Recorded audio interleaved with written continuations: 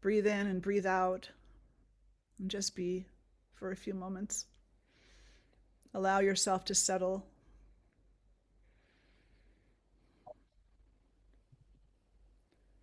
Allow yourself to connect with the breath.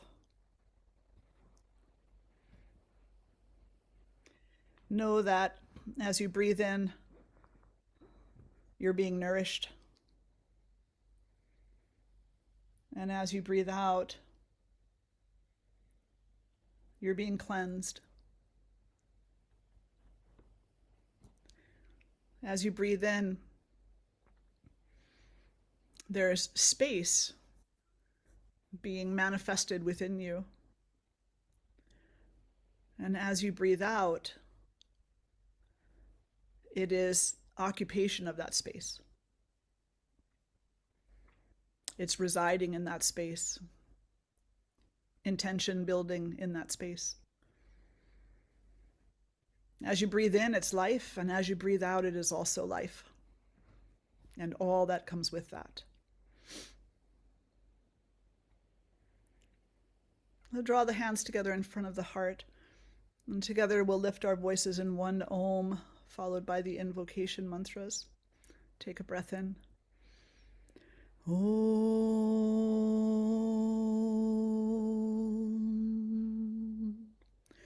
Shri Guru Bhyo Namaha Hari Om Ganana Antva Ganapati Gum Havamahe Kavin Kavinam Upama Shravastamam Jeshtarajam Brahmanan Brahmanaspata Anashrinvanuti Basidha Sadhanam Mahaganapataye Namaha Prano Devi Saraswati Vajebhir Vajinivati Dhinama Vitriyavatu Ano Divo Brahataf Parvatada Saraswati Ajata Gantu Yagnyam Havan Devi Jujushana Gritachi Shagman Novacha Mushati Shrinotu Vagdevyai Namaha.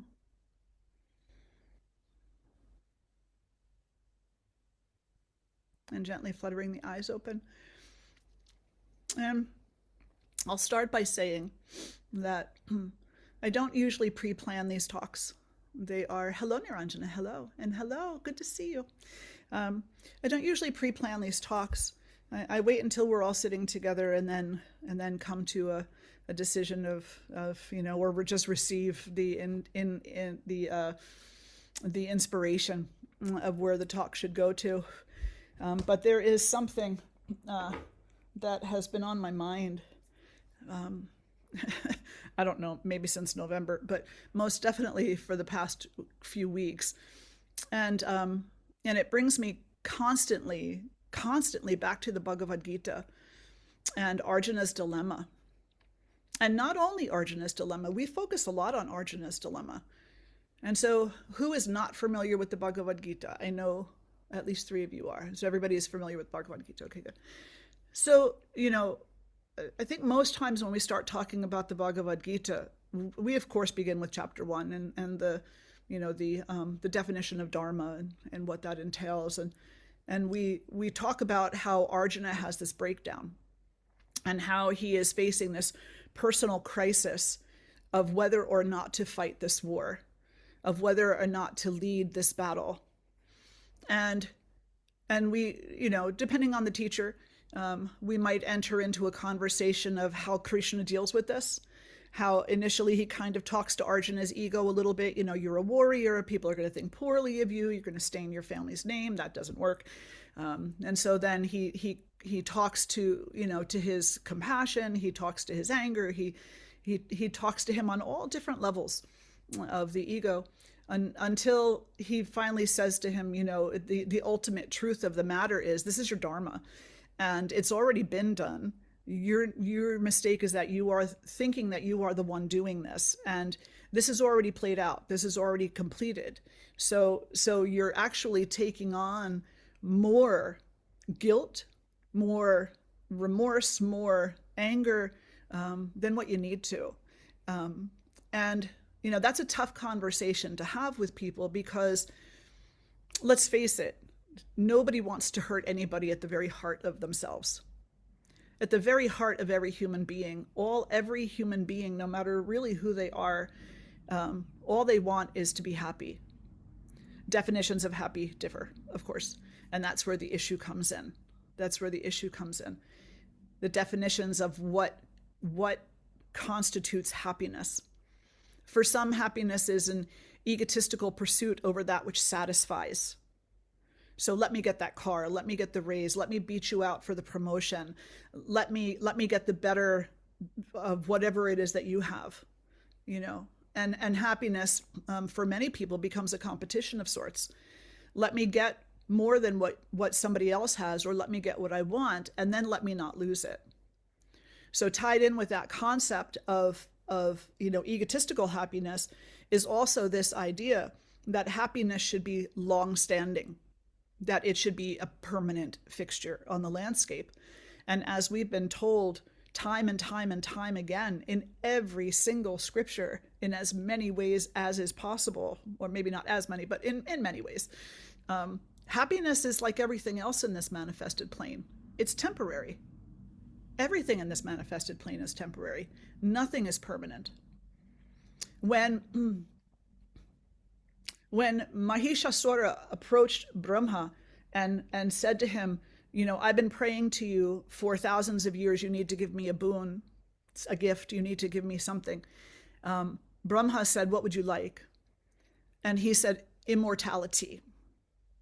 And Brahma said, no, you can't have immortality.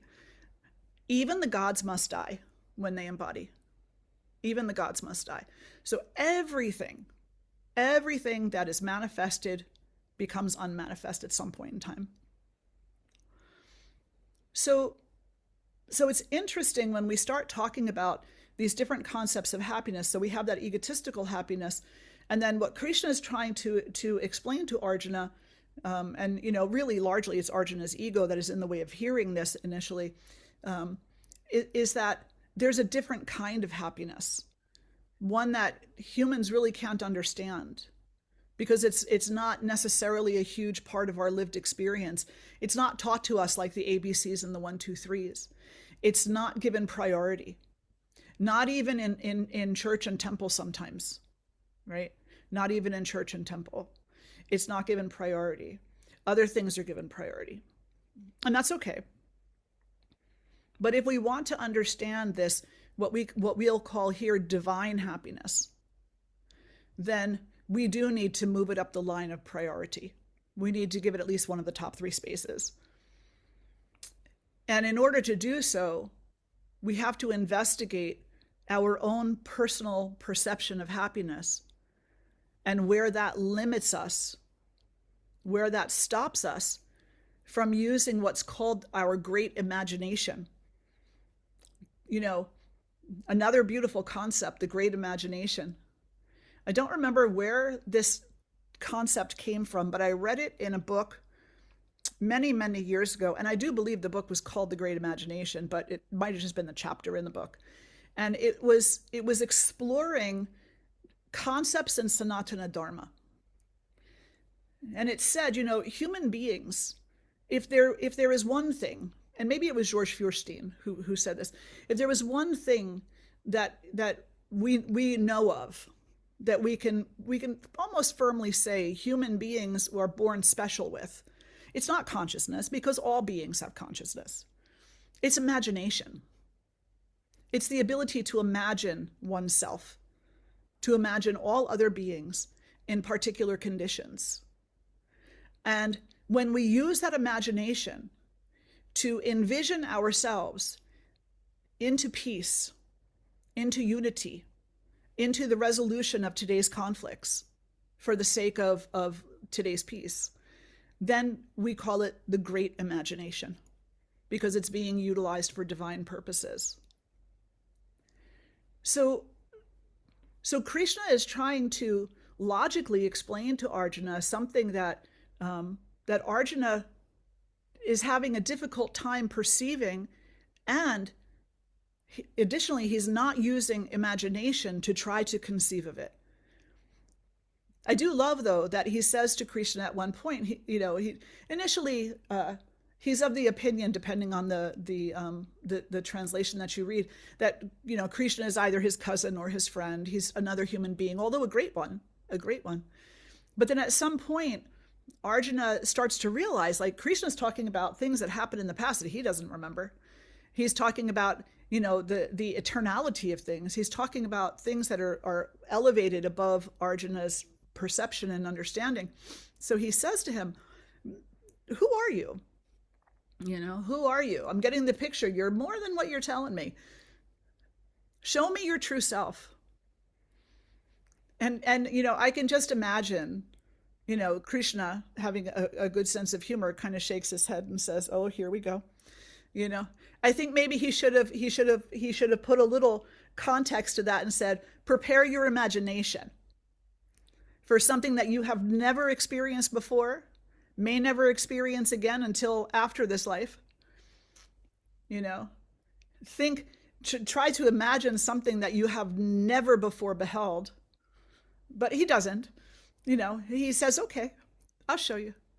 And I love that portion of the text, because Krishna comes forward in all of his effulgence, and it's described so many different ways, but he becomes larger than the universe and brilliant, more brilliant than 10,000 suns. And Arjuna is sitting there in his little logical mind saying, please put it away. Come back to something I can understand. Come back to something I can understand. And of course, compassionately, Krishna does, But I would have liked to have known what he was thinking in the back of his mind, as he did, well, you asked, you asked. So that's usually how we start the conversation on the Bhagavad Gita, is exploring this dilemma that Arjuna has, that he doesn't want to fight this war. And, is that a disservice on his part to his community, or is it humanity within him that is calling out? Is it fear? Is it right? Is it wrong? And then this conversation, that as it begins between Krishna and Arjuna, exploring the facets of Arjuna's reaction versus responsiveness, and Krishna starting to hint into that there's a bigger picture here, that either you might not be capable of understanding, therefore please have faith in me that I'm telling you the truth, or that you can understand if only you would invoke your divine imagination. So in that first chapter, and in the chapter preceding the first chapter in the Mahabharata, as they're talking about the war and whatnot, I'm always a little bit intrigued, I guess is the word. And of course, the Bhagavad Gita is perfect as it is, and it is exactly what it is meant to be. But I think there could be 18 more chapters. And those 18 more chapters could fit somewhere either just before the Bhagavad Gita or just after the Bhagavad Gita.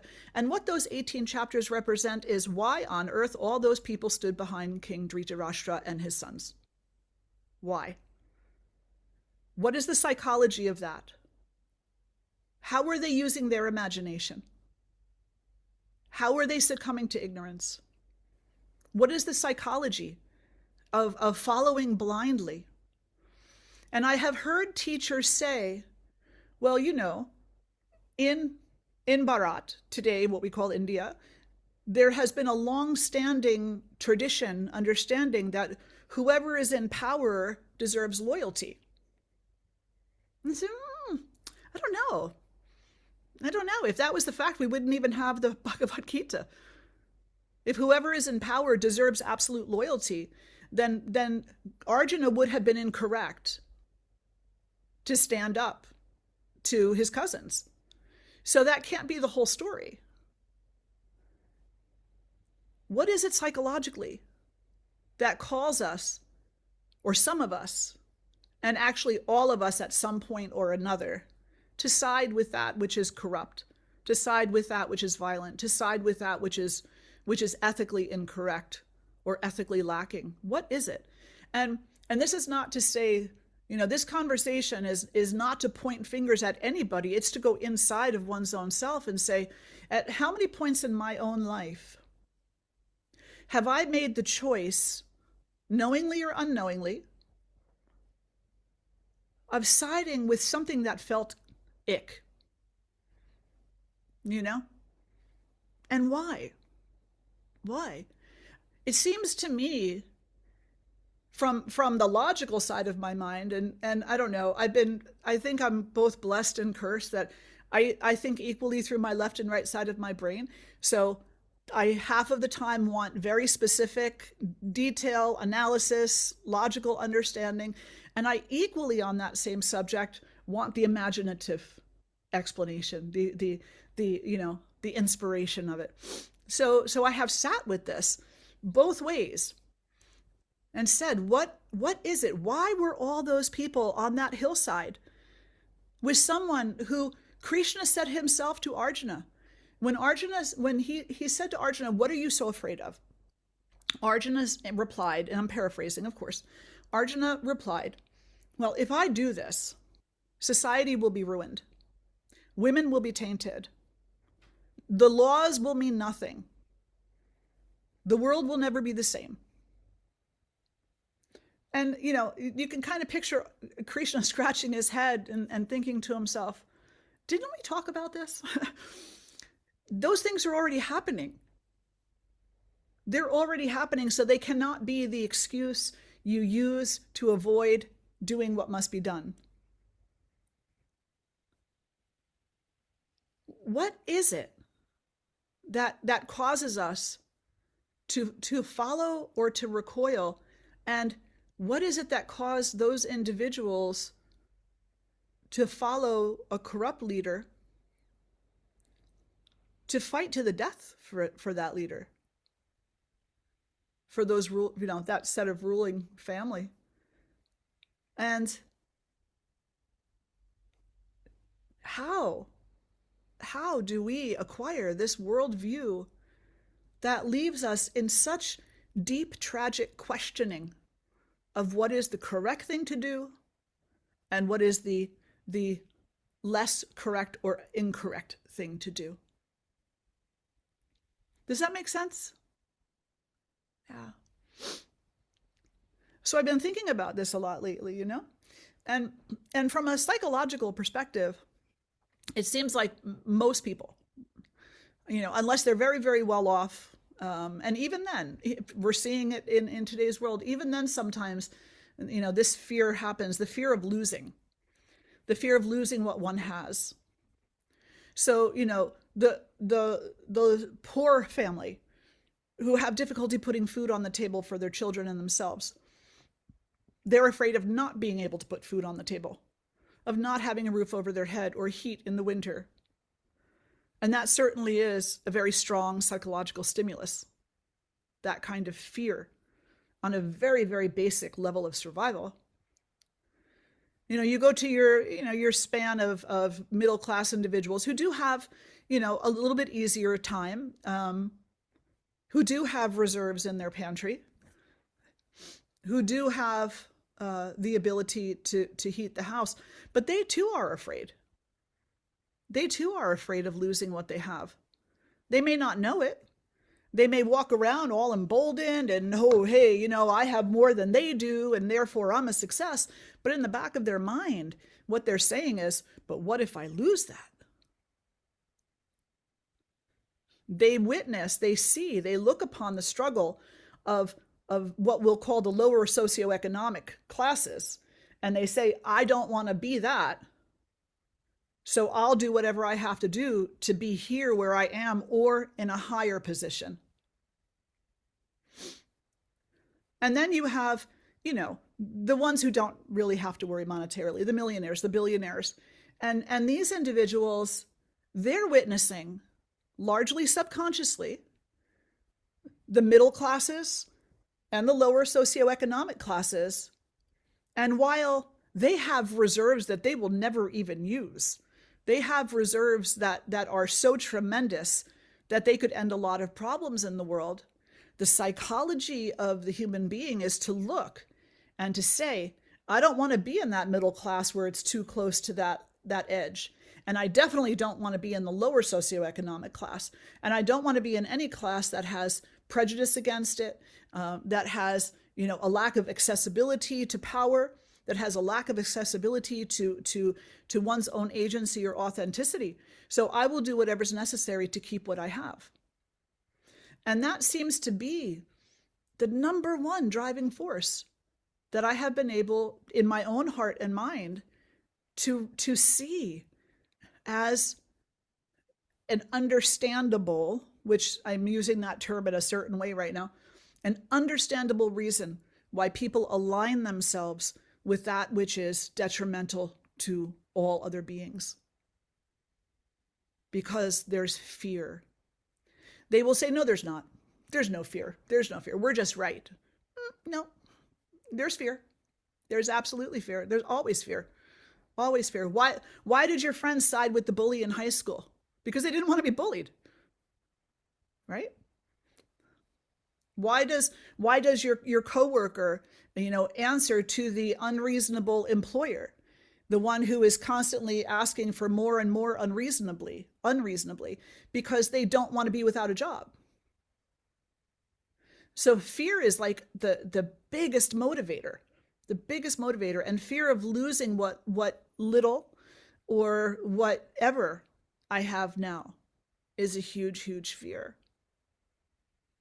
I think Krishna does relate to this in the Bhagavad Gita with Arjuna, with regard to Arjuna's personal fears. And maybe we as the readers are meant to expand what we learn about Arjuna to fit the rest of the masses.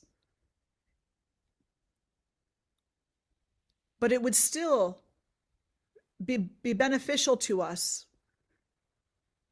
And perhaps it would support the cause of compassion and patience and faith to look specifically at why those other people are standing on the opposing hill.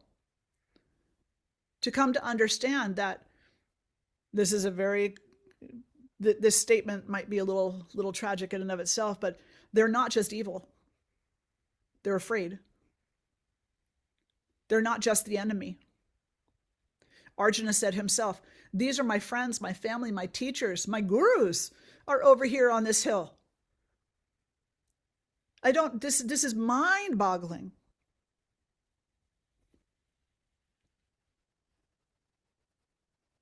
And in our fear and in our impatience and in our anger, we wash our hands of it. And we say, you are the enemy. Period. In the Bhagavad Gita, Krishna says to Arjuna, the wise one is the one who can see me in all beings and all beings in me. This is not only stated in the Bhagavad Gita, it's also stated in the Tattva Bodha, the Atma Bodha, the Devi Mahatmya. It's stated in so many, if not every scripture. This idea that divinity, whatever name you call that by, divinity is within all beings, and all beings are within that. Therefore, those people on the other hill are not just the enemy. They're reflections of one's own struggle in this life. And it doesn't mean that we should run up and give them a hug and, be like, it's all okay. No, we have work to do. Absolutely. But maybe coming into that understanding would empower something. Maybe it would empower us to focus on the work and not the personality. Maybe it would empower us to look out into the world, and instead of complaining, this is not how the world should be, we will be asking, where am I needed? Instead of looking out and saying, that neighbor is crazy, that neighbor is horrible, that neighbor is this, that neighbor is that, maybe we would look out and see that neighbor is suffering, that neighbor is suffering, that neighbor is suffering, that neighbor is suffering, and I'm not appreciating the way that they are suffering or what they're doing with it, but I can at the very least, I can acknowledge their suffering as being the base cause of their decision making, which in my own mind, in my own ego, in my own intellect, I am calling wrong decision making. At least we can recognize that. And that gives us the common ground that many people don't want right now. And we have to acknowledge that also. People on all sides of this aisle, most of them are not looking for common ground. They're looking for the enemy. And what happens in life when we only look for the enemy is we find it. We find it. And we become it. And that's a horrible conclusion to our history. It's a horrible conclusion to our journey. It's a horrible conclusion. Arjuna fought the battle, didn't he? Krishna talked to him about unity. He talked to him about oneness. He talked to him about love. He talked to him about compassion. He talked to him about understanding. But in the end, what happened? Arjuna got into that chariot and fought the battle, because the battle has to be fought. It has to be fought. But there's a difference. There's a difference. And maybe this is also another really poignant, it stands out in my mind.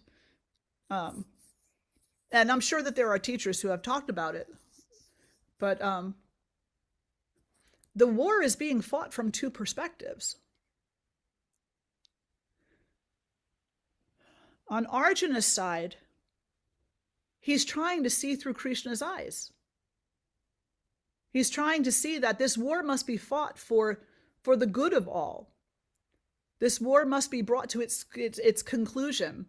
That these things, he needs to stop seeing himself as the doer, needs to start taking care of the responsibilities that he has, his dharma, and that in all of these actions, he's not to fight with his anger, but with his love, with his compassion, and with his faith. Compassion and faith which do not include the human egotistical anger. Where the other side just wants to kill them. Very barbaristic, right? Barbaric. The other side just wants to kill. They're just angry. They're suffering and they don't even know it. So the two different mindsets would be like saying this. A person hurts you and you have an altercation with them. And you get the upper hand and you knock them down. In that moment, do you recognize that you have successfully protected yourself and you back away, maybe call for help or do whatever it is that you have to do? Or do you kick them while they're down? Do you teach them a good lesson? Do you hurt them the way that they had hoped to hurt you? Do you let your anger take control? Or do you recognize you've done the work that needed to be done? Now you have more work that needs to be done. You need to siphon off that anger and allow the compassion to be evolved within the self. When we went through this in 2016, I had a number of students who said, yeah, but this is just so wrong. How do I do that? How do I cultivate this? How do I even want to cultivate compassion for the things that I said, I'm not asking you to cultivate the compassion for the things they're doing. The things that are being done in the world today are incorrect. This is not okay. This is not the world that we envisioned, or that our parents envisioned for us, or our great-grandparents envisioned for us, or that any of our ancestors envisioned for us. This is not going in that direction. What we're cultivating compassion for is the very broad inability to understand what is driving each and every one of us, and then to allow that to compel a compassion so that we don't become the monster we're fighting.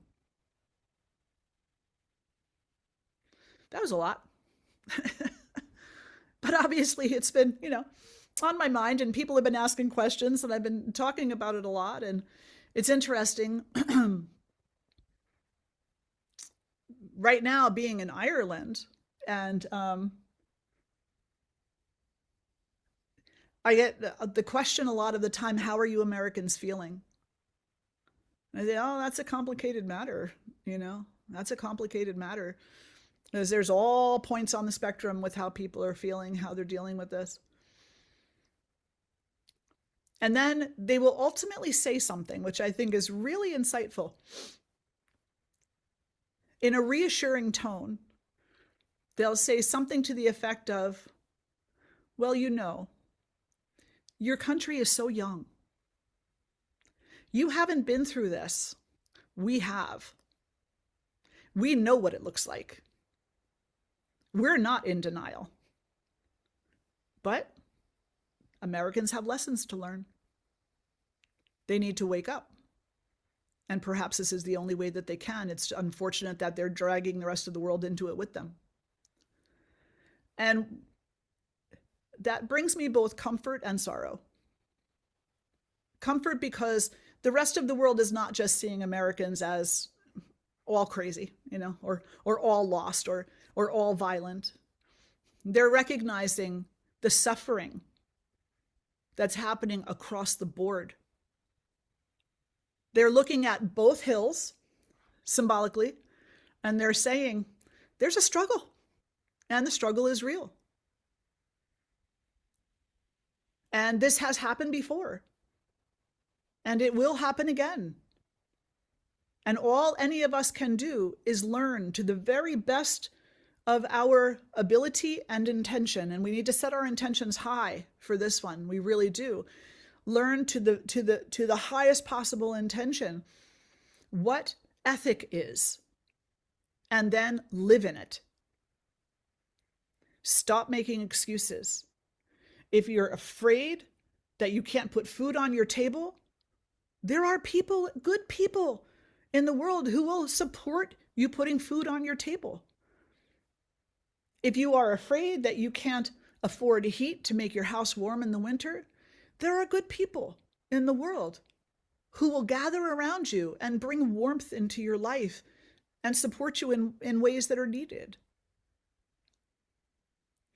But then we become egotistical and we say, well, I don't want to have to ask for support. I don't want to have to ask. I shouldn't have to ask. And it's like, where's that written? Where's it written that you should never have to ask for support? Where is it written that you're supposed to be a strong, standalone island? Remember that saying, no man is an island? We'll change it today to be, no human is an island. Yeah. No human is an island. No. We're all members of a village. And that village is within divinity, and divinity is within that village. And so all of this, even though there will be breaking down and building up and tearing apart and putting asunder and sprouting up new again, all of these processes will be in place and going on, whether we like it or not. The potentially most important work that we can do in this moment is to look out fearlessly into our local community, our family, the broader community, and the world, and ask, where am I needed? How can I support goodness?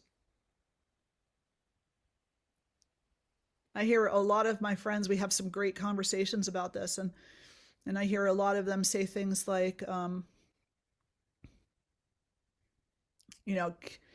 can't wait to get even with them. Why? Did you learn nothing about reading about Smith and Jones in the South? Right? The family duel that went on for generations, and every generations, massive numbers of people died because of this vengeance back and forth, vengeance back and forth. Yeah. Oh, but we don't learn. We don't learn. And I'm not trying to make it sound, small. It's a big matter. It really is. And it's understandable because the learning is very hard when we're emotionally hot-wired. And we are so emotionally invested right now, which is completely understandable. But remember when you were emotionally invested in your first boyfriend or girlfriend? Remember how emotionally invested you were, that you could hear nothing, right? Your parents are telling you, you have to be home on time. And you're like, yeah, yeah, yeah. Your friends are telling you, oh, don't get so mixed up with that one. And you're like, yeah, yeah, yeah. You don't hear anything, nothing, because of how emotionally invested you are. You only hear what you want to hear. So we need to kind of rein those emotions in a little bit in a healthy way, not just shut them down, but we can get together and talk about them and be honest about them and have that open honesty with an intention toward seeing a little bit of light at the end of that tunnel. Like, yes, I am angry. Yes, I am frustrated. Yes, I am feeling like I really just want to shake somebody. Yes, I'm feeling these things. But I can recognize that somewhere inside of myself, there's something else calling. And all of these things are too thick. I can't recognize the calling. So maybe there's a little light that just even getting together in social circles and talking about how we're feeling allows us to see that little point of light and then to breathe into it. Allow it to grow. Allow it to become what it naturally is within us, which is clarity, not confusion. Any reflections or questions so far? What do you think? Does it all make sense?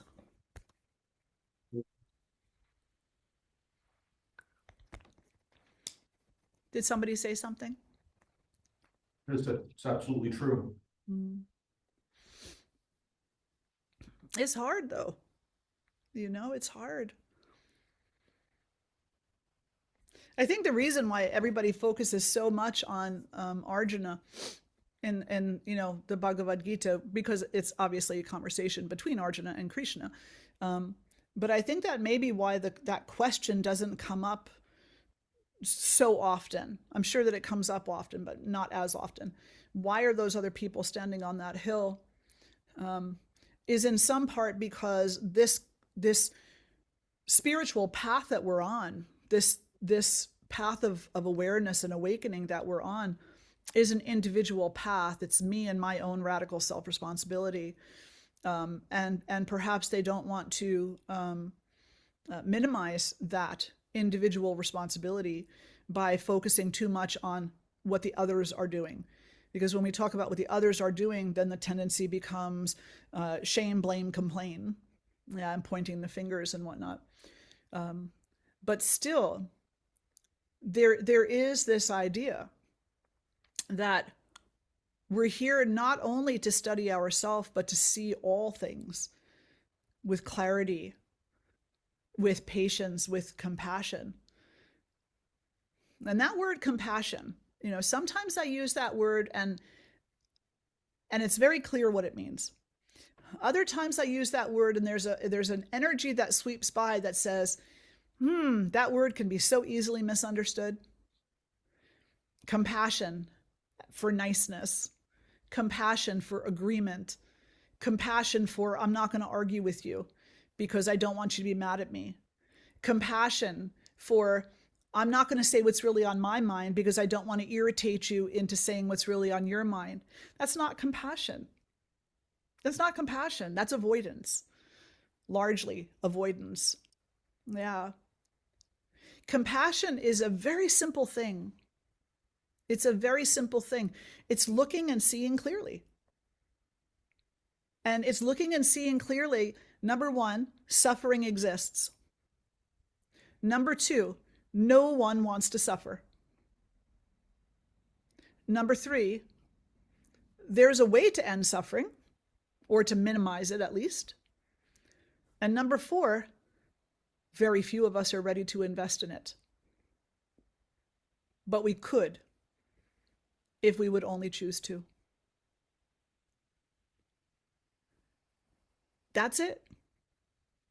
Compassion is not going up and giving somebody a big hug who has hurt you. Compassion is not, saying, patty on the back, it's okay, it's all gonna be all right. That's not compassion. Compassion is not lying to another to make them feel better. Compassion is nothing like that. Compassion and empathy, which go hand in hand with one another, are the recognition of the difficulty, the acknowledgement of the suffering that it brings, and the sense of understanding what it is to be lost, what it is to be caught up in one's own muck and mire of one's own inner swamp, and acknowledging that, everybody has an inner swamp and everybody gets stuck in it. Niranjana, what do you think? Oh, so much that first of all, I love that you brought back blame, shame, and complaint from last week. But yeah, I mean, really just taking that time to, I was just down in Virginia yesterday, and I got to see all of my old mentors and my friends and everything, and see that they're so stuck still, and I'm grateful to have been able to leave. But again, I kind of feel like that, like, why are you guys just sitting there kind of thing? So it's so funny that you brought that up today. It like really hit home for me. So thank you. Absolutely. And you know how difficult it was to leave there, right? Yeah. And we can sit on our side of the fence and say, if only they would mow the lawn or pull the weeds or work with the yard or paint the house this way, it would work so much easier, because that's what worked for me. But the reality is, what works for me is my medicine. The mantra I'm given is my prescription. This is why you don't share, when you are somebody who has taken mantra diksha from your teacher, this is why you don't share your mantra with others, because that mantra is your prescription.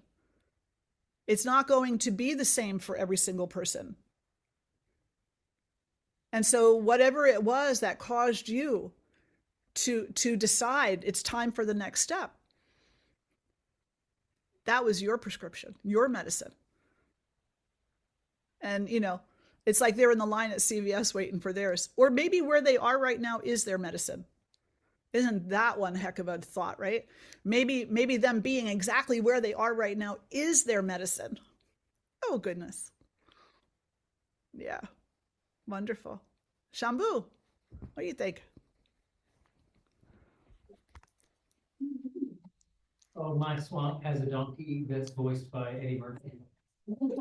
Say that one more time. My swamp has a donkey that is voiced by Eddie Murphy.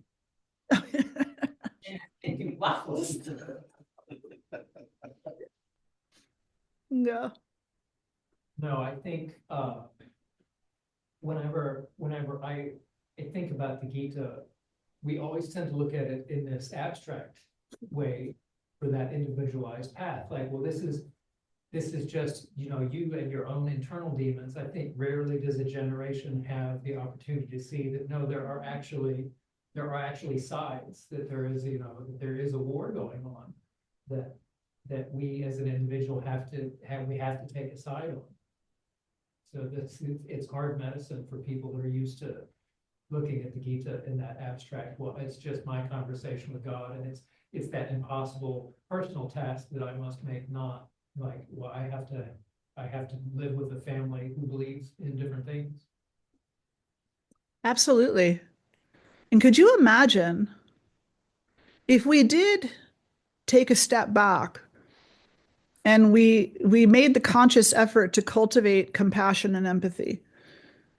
The amount, or the quality perhaps, of problem solving, the quality of the problem solving, the quality of the solution that would come forward would just be so different.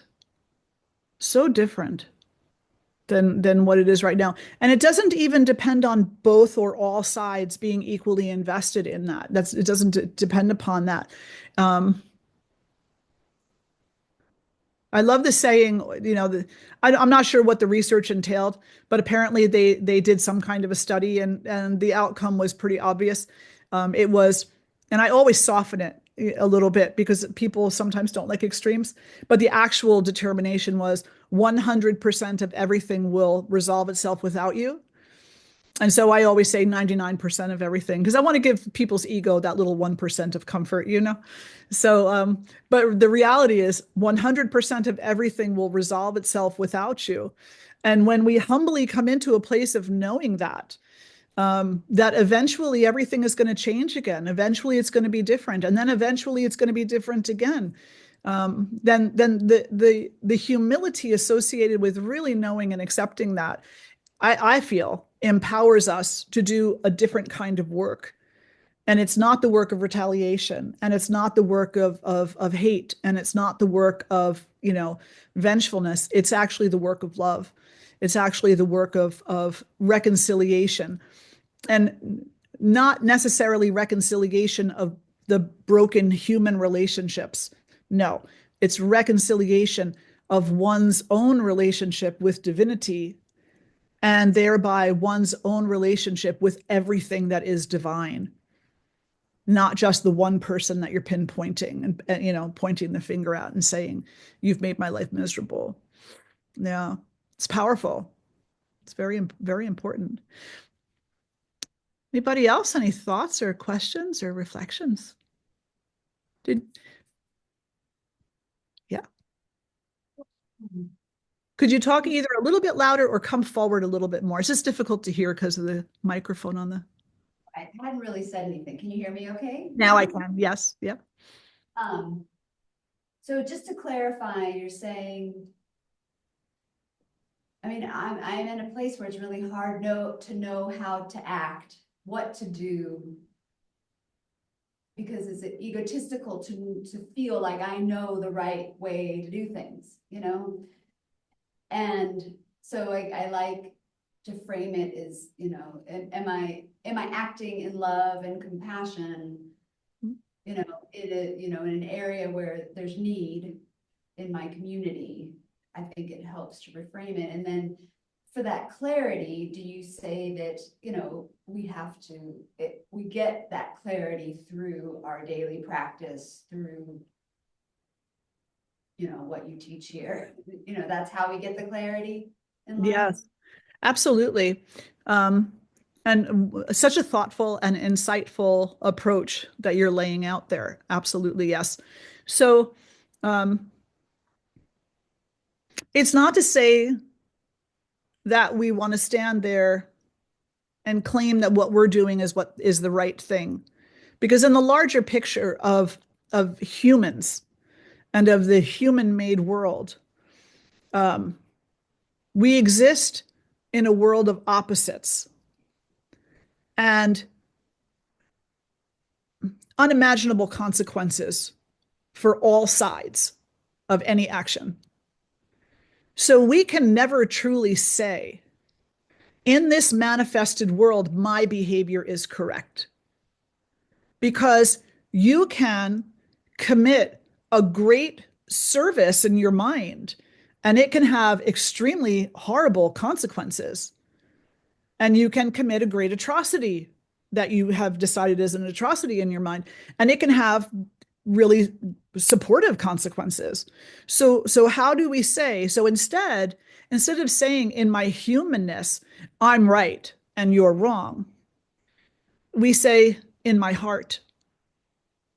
In my heart, I am following the only path that brings my heart peace. I pray you can say the same. I am following the only path that in my heart brings my heart peace. And I pray that you can say the same. And in doing so, in choosing that type of a statement, there's a humble acknowledgement that, look, we all, on all sides of this battle, have lots of fears. But the reality is we don't know how it's going to end out, because it's not going to end out until long after our time. The actions are already in play. The consequences, one at a time, 10 at a time, a million at a time, are going to start manifesting, and they're going to be rolling down a hill like a snowball becoming an avalanche, right? And we don't know what that means completely. We have an idea. We do. But as Krishna said in the Bhagavad Gita to Arjuna, you have a right to the work only and not to the outcome. The outcome is a divine matter beyond our ability to understand, because you would think that if everything in the world were fair, if you take right action, then only right things will happen. But we know that that's not the truth. That's not the truth of this life.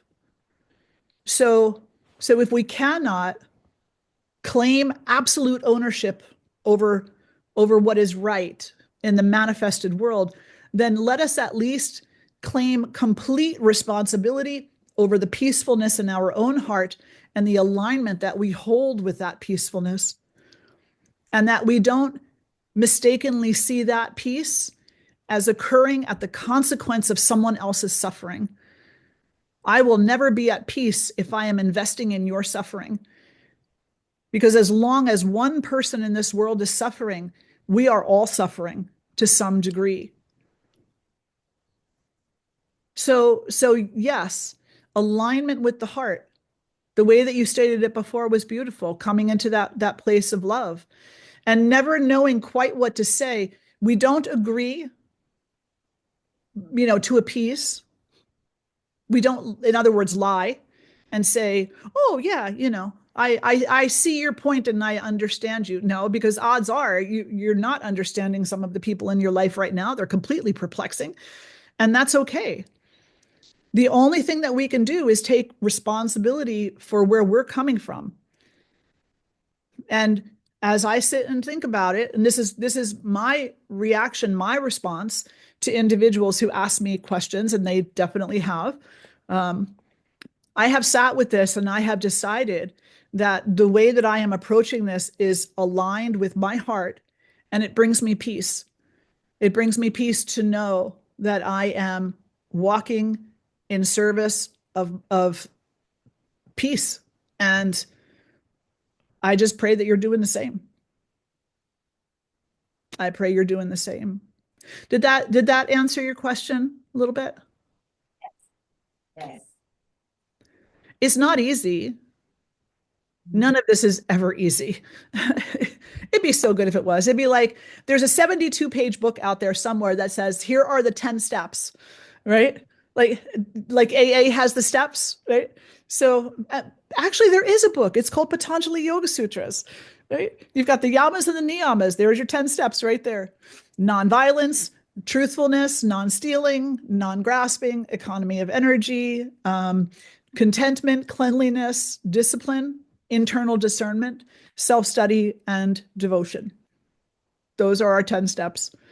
Align your heart with those, and every single moment you will achieve greater clarity of how to walk through this life, by all means. And then you'll have twice as many questions as you already do also. Shri, how about you? Any thoughts or reflections?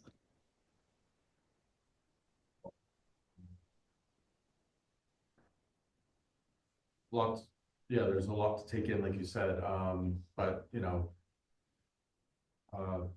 truth knows truth, right? So when it resonates within, you know that what you're hearing is coming, is divine truth.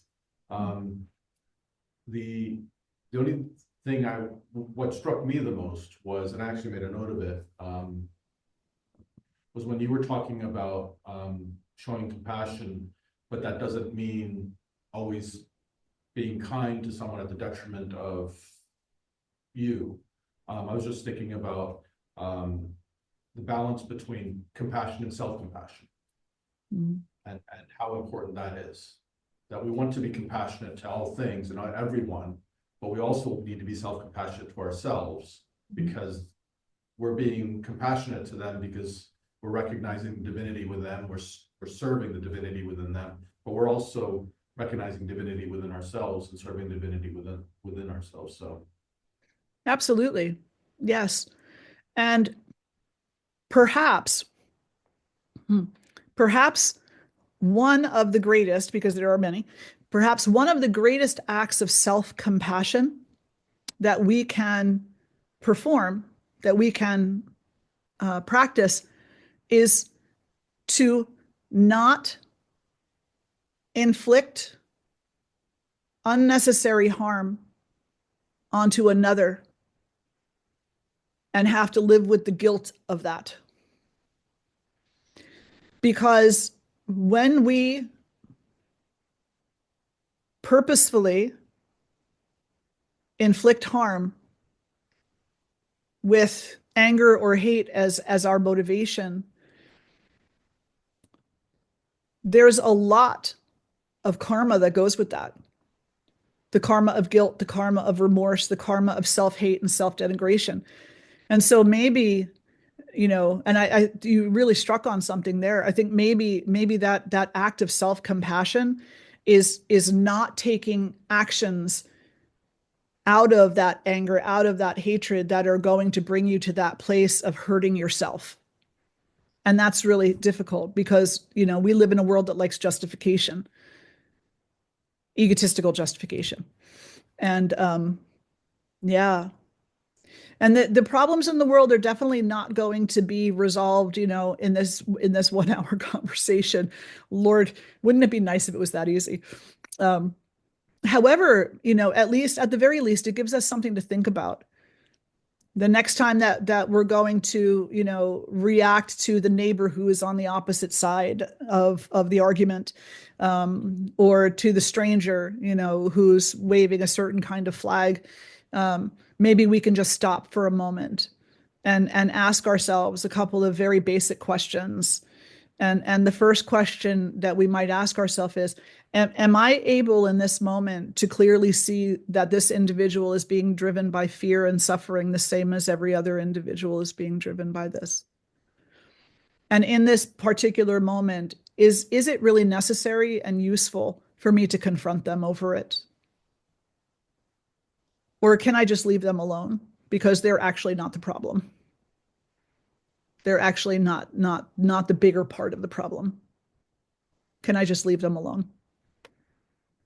And that takes a lot, for sure. You got your work cut out for you. So that's your mission. Should you choose to accept it, see what happens over the next 7 days. Yep, absolutely. So it's time to end our conversation for today. Any last questions or reflections that you want to share? Shambhuji. You come back. Say that again. When do you come back from Ireland? Tomorrow. Tomorrow. Yep. I'm here 5 days a month I leave on a Wednesday night and I come back on a Monday. And I sleep a lot on the plane. And I constantly remind myself, I'm not the one doing this. This is good. This is all God doing this. And I'm just the vehicle. So I don't need to be tired. And while I'm here, I teach and I plant flowers and I walk out in nature because there's so much beautiful nature here. I try to have the appreciation for the moment, but I will be home tomorrow and I'll have that same appreciation there as well. Yeah, I look forward to seeing you all. Let's sit tall and close the eyes. And draw the hands together in front of the heart, and we'll lift our voices in one Om and the All Beings mantra. Taking a breath in. Om.